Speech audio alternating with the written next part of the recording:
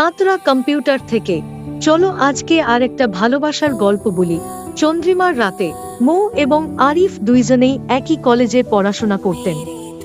কলেজের সাংস্কৃতিক অনুষ্ঠানে প্রথম দেখা হয়েছিল তাদের। মৌ ছিল নাচের গ্রুপে আর আরিফ ছিল গিটারিস্ট।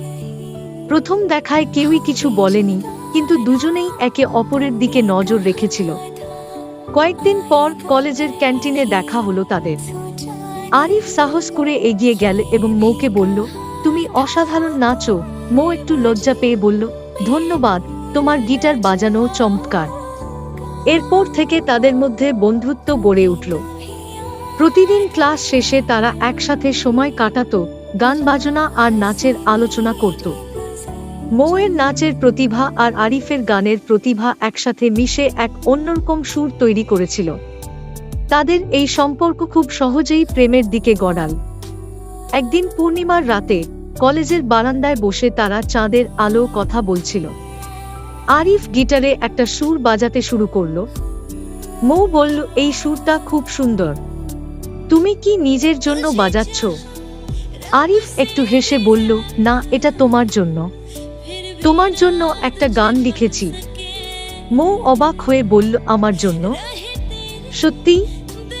আরিফ গান গাইতে শুরু করলো, চাঁদের আলোয় তোমার মুখের হাসি যেন সব সুখ নিয়ে এসেছে আমার জীবনে। তুমি আমার স্বপ্নের রাজকুমারী, তোমার সাথেই আমি সবকিছু ভাগ করে নিতে চাই। মৌয়ের চোখে আনন্দের জল এসে গেল। সে বলল, তুমি জানো, আমি কখনো ভাবিনি আমার জীবনে এমন কেউ আসবে যে আমার জন্য এমন একটা গান লিখবে। আমি সত্যিই ভাগ্যবতী। আরিফ মৌয়ের হাত ধরে বলল, তুমি আমার জীবনে আসার পর থেকে সবকিছু সুন্দর হয়েছে। আমি চাই আমাদের ভালোবাসা চাঁদের মতো চিরদিন জ্বলুক। মৌ হেসে বলল, আমিও তাই চাই।